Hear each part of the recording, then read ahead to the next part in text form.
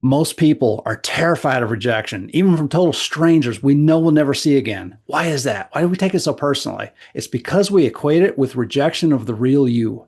Back in the caveman, cavewoman days, getting banished from your tribe was an almost certain death sentence.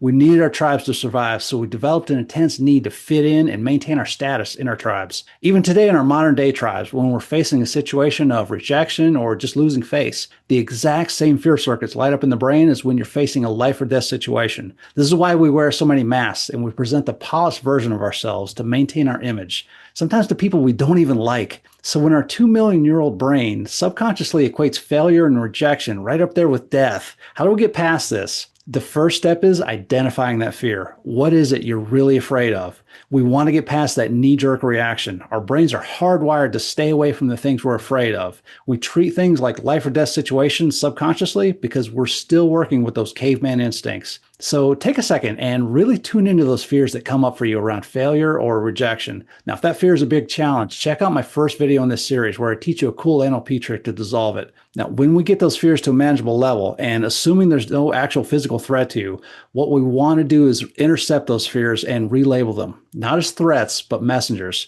Again, your subconscious is always trying to guard you from danger, but it's still working with a playbook that was designed to protect you from saber-toothed tigers. So get in the habit of asking yourself, if this fear was trying to deliver a message to me, what would that message be? What's it trying to alert me to? And is this a real threat to me? Just deciphering those messages can help you diffuse the emotions around them. Now, if you're having a hard time deciphering them, journaling can really help bring them to the surface. And once we've identified those messages, step 2 is to make things worse. Ask yourself, what's the worst thing that could realistically happen? It can also help to write this down. It helps you overcome that automatic fear response. Now, you may need to spend some time on this, but when you get clear on it, you usually realize it's not so bad that you need to freak out about it. And it also lets you start planning for how you could respond. Step 3 is to get clear on the actual risk level. How likely is it that your fear would come true?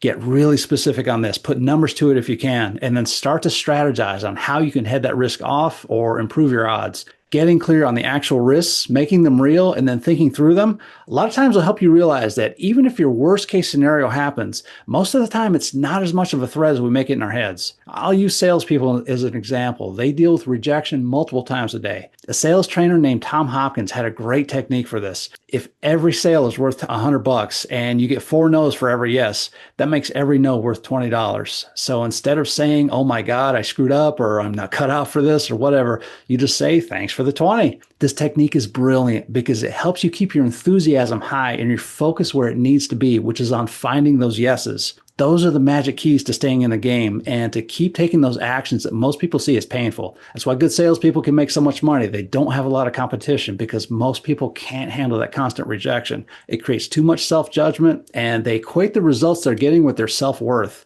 That simple reframe of thanks for the 20 has changed people's lives. So think for a second of how you could reframe rejection in your own life. Think about when you were a baby and you were first learning how to walk. Were you successful the first time? No way. You fell down over and over again. Did you give up and say, I guess I'm just not a walker? No, you learned a little each time you fell down and you kept at it until suddenly you were walking. Now, you might have cried if you fell down, but you didn't let it affect your self-worth or say, oh my God, what will everyone think of me? No, 30 seconds later, you were right back at it, this time with a little more practice and education under your belt, right? You had no concept that your failures had anything to do with you, your self-worth, or your standing in your tribe, so you just went for it. Following that same approach that you were able to pull off when you were a baby can help you detach from all the stories and emotional garbage that come up when we have a so-called failure or rejection. When you learn to drop judgments, especially the ones you make about yourself, you get out of the drama around your self-worth issues and you put yourself in a much more resourceful state. If you could see all the times that you've been rejected as nothing but feedback at this moment in time, you aren't interested in everything there is for sale in the world. So why take it personally when someone isn't interested in what you're selling?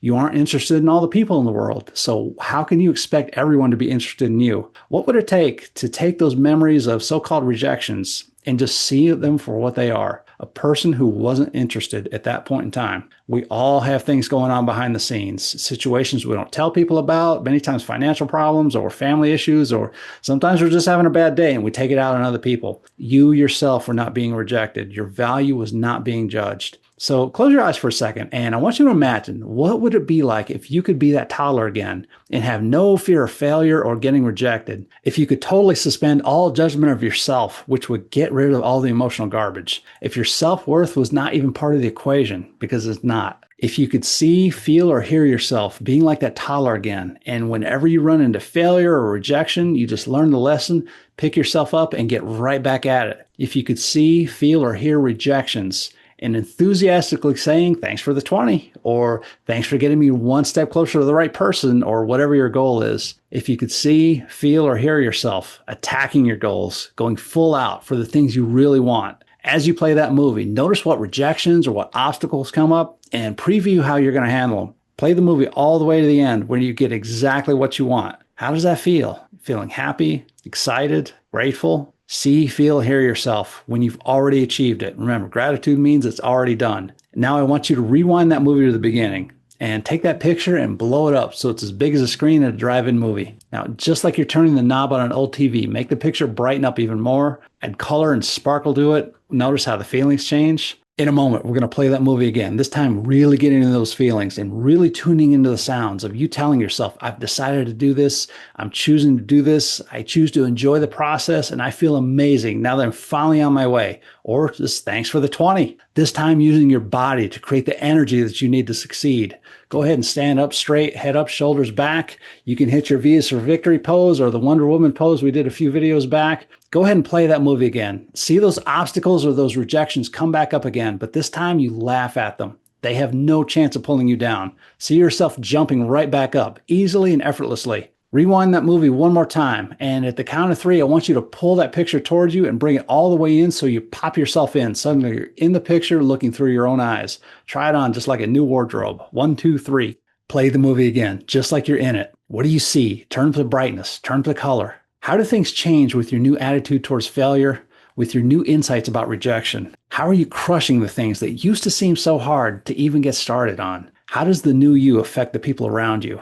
How do people react differently to you now that you carry yourself this way? What kind of example are you setting for them? What do you hear? Really tune into those sounds. What's your new internal dialogue like? I want to do this. I'm choosing to do this. I can't wait to get this done. Let's get it started. What do you feel? Where do you feel that in your body? Point to it. Do you feel happy, powerful, excited? Feel that energy soaking throughout your body, traveling throughout your bloodstream. And when you know you're completely filled up with this energy, breathe it in even more. Whenever you're ready, you can open your eyes. What we just did is called mental rehearsal. Athletes do this all the time, and it can be a huge help to show your subconscious in advance, hey, we're going to face these things, but here's how we're going to deal with them. We're just going to keep going and just blow right past them. Now, if you know someone in sales or someone who struggles with rejection, please forward this to them. If you ever struggle with self-doubt or worry you'll be exposed as a fraud, check out my next video where we're going to wipe out imposter syndrome.